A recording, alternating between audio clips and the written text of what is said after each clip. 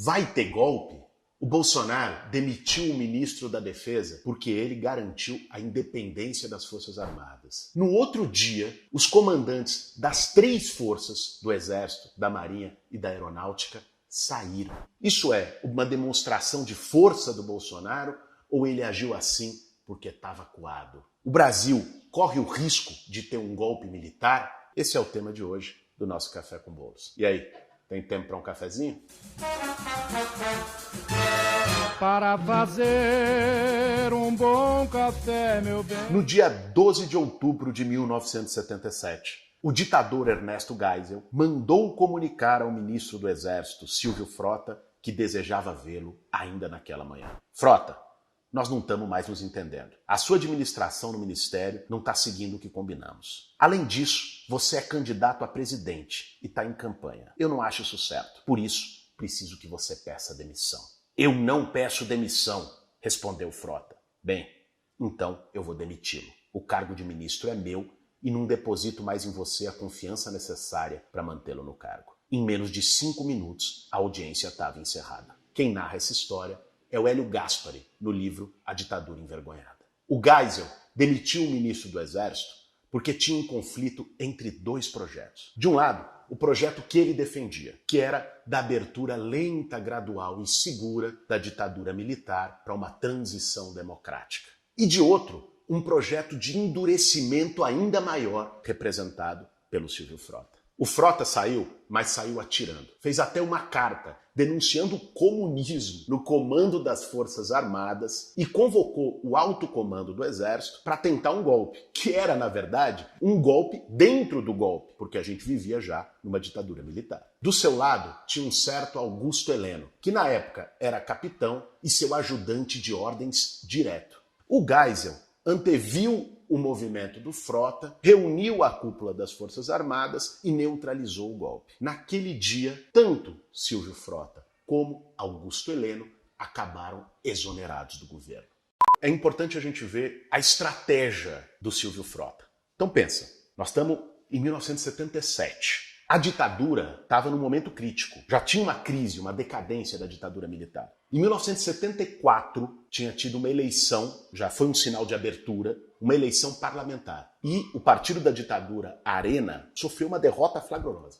Qual era a linha do Geisel e de um grupo de militares que estavam no governo naquele momento? Era, bom, se a ditadura está enfraquecida, é melhor dar o anel para não perder os dedos. Então, vamos fazer uma abertura que a gente controle, por isso a abertura lenta, gradual e segura. Esse era o lema. Mas tinha um grupo, que era chamada Linha Dura nas Forças Armadas, que o maior representante era o Silvio Frota, ministro do Exército, que pensava a estratégia contrária. Era a ideia de, bom, já que a gente está enfraquecido, vamos dobrar a aposta e vamos endurecer o regime. Veja, essa era a linha do Silvio Frota. E ele, mesmo depois de demitido, essa ala do Exército ainda tinha alguma força, eles fazem em 81 o atentado do Rio Centro. Não é que foi uma operação desastrada, né? A bomba explodiu no colo de um militar, ficou evidente que era uma armação. E esse grupo do Silvio Frota, onde estava o Heleno, que hoje é ministro do Bolsonaro, e onde o Bolsonaro, que era um militar à raia miúda, simpatizava, se localizava ali, né? Esse grupo adotou essa linha de enfrentamento, de dobrar a aposta, de não deixar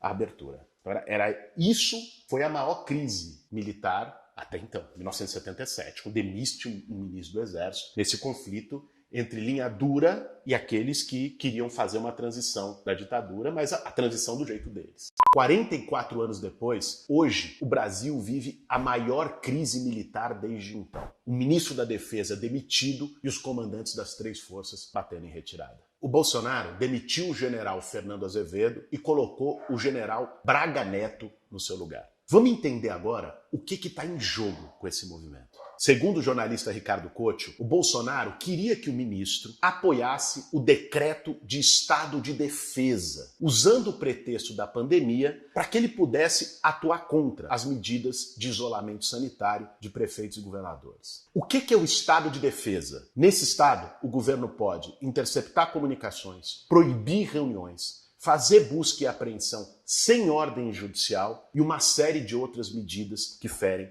liberdades fundamentais. O Congresso tem que aprovar o decreto em 24 horas. Isso pode parecer simplesmente uma ofensiva do Bolsonaro, mas se a gente olhar o contexto, a gente vai ver que não é bem assim. O Bolsonaro está acuado. Vamos listar os fatos. Acabou de terminar o pior mês da pandemia. Descontrole total, vacinação a conta-gotas e quase 4 mil mortes por dia. A economia está em pandarecos, desemprego recorde, fome e o novo auxílio emergencial quase não paga um botijão de gás. A retomada dos direitos políticos do Lula alterou o cenário para 22. Seu filhote, o Flávio das Rachadinhas, acabou de sofrer uma derrota no STJ que validou a troca de informações entre o COAF e o Ministério Público e manteve aberta a investigação.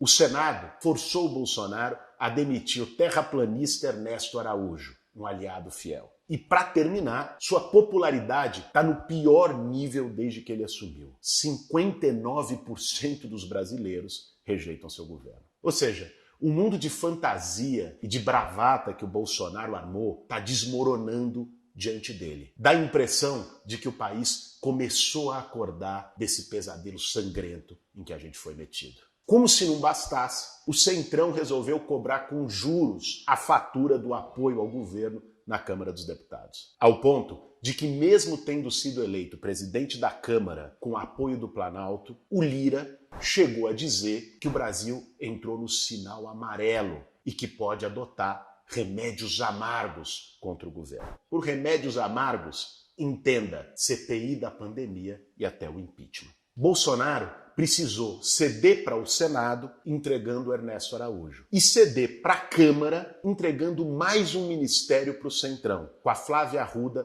na Secretaria de Governo. E vamos lembrar que a Secretaria de Governo é justamente aquela responsável pela relação com o Congresso e pela liberação das famosas emendas parlamentares. Aí também tem outra explicação para a dança das cadeiras dessa semana. Ao ceder mais espaço para o Centrão, o Bolsonaro precisava garantir o lugar do general Ramos, que foi para a Casa Civil, mas também manter o Braga Neto, que é leal a ele, no governo. Para não sair desmoralizado com essas trocas, o Bolsonaro tentou contra-atacar e, de quebra, aumentar a sua influência nas Forças Armadas, colocando o Braga Neto na defesa, e também na Polícia Federal, colocando no Ministério da Justiça o Anderson Torres, que é um delegado mais próximo dele e da sua família. E claro, é aí que mora o perigo. O Bolsonaro age como se fosse um bicho acuado. Quanto mais pressionado, mais desesperado, mais agressivo ele fica. Ele sabe que tem grandes chances de perder em 22. Ou ainda, se a coisa piorar mais, de tomar um impeachment ainda nesse ano. E para evitar isso e se manter no poder, ele vai tentar de tudo. Inclusive, se puder, o uso da violência golpista.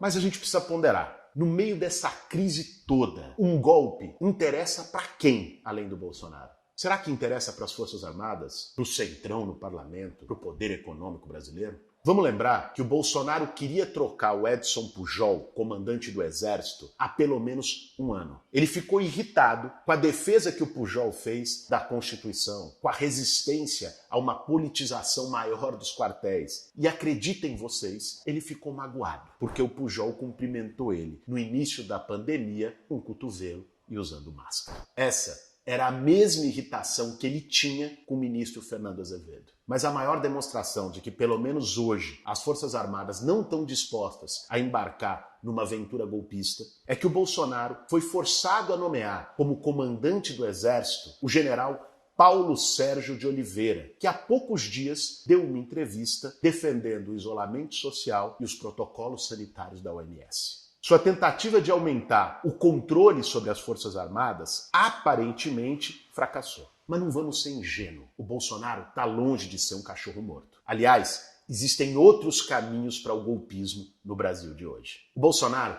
nunca foi exatamente reconhecido no meio militar. Ele foi saído do Exército e teve sempre muito mais relacionado a conspirações nas baixas patentes. O bolsonarismo sempre foi mais próximo da infiltração miliciana nas polícias estaduais do que propriamente do alto comando militar. Por isso, não foi por acaso que justamente nessa semana o Major Vitor Hugo, ex-líder do governo na Câmara, mandou um projeto de lei que permitia ao presidente, durante a pandemia, ter controle sobre as polícias militares e civis. O projeto acabou derrotado, mas revela de forma clara a tentativa do Bolsonaro de aumentar o seu poder sobre as forças policiais. Sem falar no apoio por baixo do pano a motins, como agora na Bahia. Como a gente já mostrou em outro Café com Bolos, eles seguem aumentando o armamento da turma dos clubes de tiro, de milícias privadas, que são cada vez mais legalizadas. No submundo, o Bolsonaro prepara faz tempo um golpe de milícias. E para quem acha que isso é alarmismo, teoria da conspiração, eu aconselho que dê uma olhada no que foi o golpe da Bolívia em 2019. Mesmo acuado, o Bolsonaro segue se mexendo e ainda tem muito poder nas mãos. Basta ver a tentativa de perseguição a opositores usando a Lei de Segurança Nacional. Por isso, é tão importante derrotar esse projeto autoritário. A cada declaração ou ato golpista, a gente precisa ter um contra-ataque. Se houvesse uma maioria de democratas e não de mercenários no Congresso Nacional, eles já teriam faz tempo votado o impeachment do Bolsonaro, caçado deputados golpistas e criminalizado as organizações milicianas. Muita gente pergunta como a ditadura durou 21 anos no país. Como aquela preparação, aqueles atos que anteciparam o horror, as ilegalidades, enfim, a ruptura autoritária, foram vistos até de uma forma passiva, sem reação por parte da sociedade no começo. Esse foi o sentimento que muita gente teve agora, nessa semana, olhando as articulações do Bolsonaro com a cúpula militar. Afinal, o Brasil corre o risco de um golpe militar? Bom, se a gente olhar pelas movimentações dessa semana, como elas terminaram, aparentemente não. Por quê? A tentativa do Bolsonaro de domesticar o exército, de ter gente fiel a ele, disposto a fazer tudo por ele, rasgar a Constituição, não deu muito certo. Quem ficou no comando do exército é alguém que não é exatamente do grupo bolsonarista. Mas a gente precisa ter muita atenção sempre. Até porque os golpes de hoje em dia não se dão mais só com tanques saindo na rua, com os quartéis se rebelando. Não. Pode se dar, por exemplo, com a infiltração bolsonarista nas polícias militares, que é forte. Pode se dar com os grupos de milicianos privados que hoje estão com Bolsonaro e que o último decreto dele liberou arma à vontade para essa gente. E pode, inclusive, ter apoio em determinados setores das Forças Armadas. Por isso, apesar de não ser motivo, nesse momento, para alarmismo, é preciso estar sempre vigilante. Esse foi mais um Café com Bolos. Para fazer um bom café, meu bem.